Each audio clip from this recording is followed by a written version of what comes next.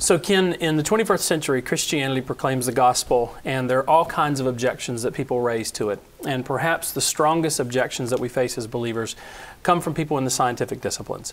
And you'll hear people in those disciplines, as well as people in our own disciplines, saying things like science and theology are enemies with each other, that they're hostile to each other.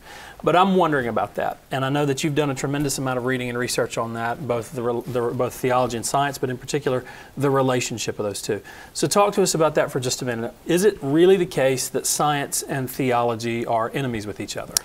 Yeah, this is what's called the warfare metaphor, and it was very successfully propagated back in the 19th century by a couple of historians by the name of John Draper and Andrew Dixon White.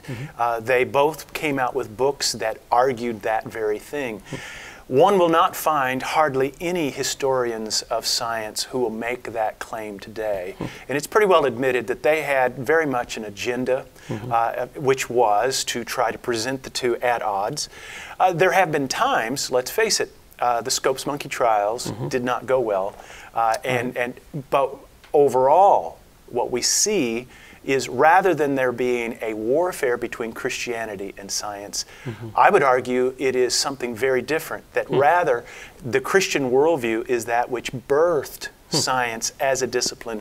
It certainly gave Europe the sanction that they required during the 17th century European scholarship and scientists, as we would call them today.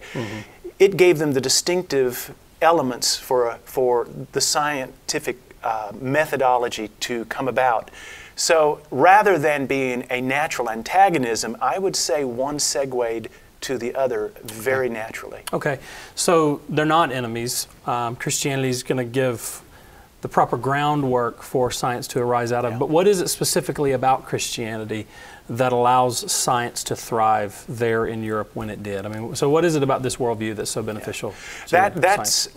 There are a lot of historians that have asked that very question, because at the time the scientific revolution occurred, Europe, especially as we segue from the medieval period to the Reformation to the time of the scientific revolution, Europe was not the most advanced technologically. They were not the most stable politically. They were not the most superior economically. When you look at other cultures such as China or the Arabic Islamic culture, or even in the Western world or the Americas, you had the Aztec and the Incas. One has to ask, why did not science as a discipline arise in any of those cultures?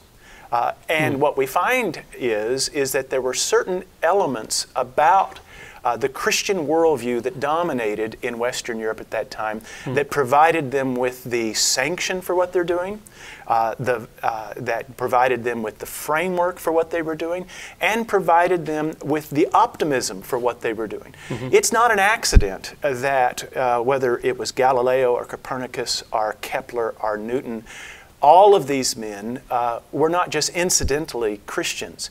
It was the fact that they were Christians that provided them with the notion that nature is real, that there is a value to nature, that it has an order that can be, that holds everything together under a single set of laws.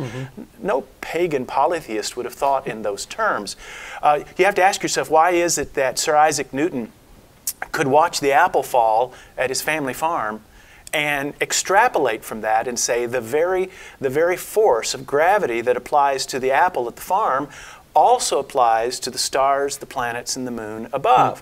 How was he able to make that logical jump? It's because he believed that there was one great lawgiver who gave one great set of laws. He also believed that as a Christian, he believed that he was created in the image of God.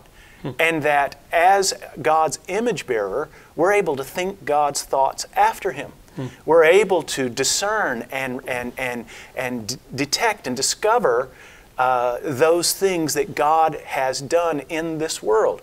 And so there were those particular elements of a Christian worldview that almost uniformly, you'll find historians of science that will say that Christianity combined with the Aristotelian method of examining and looking at something, try to determine why it is the way it is, that put together with the Christian worldview, that this is a good world put together by a good God, and that you and I are in His image and we are able to discern what God has done. These are the elements that brought about an environment in which the scientific revolution could occur.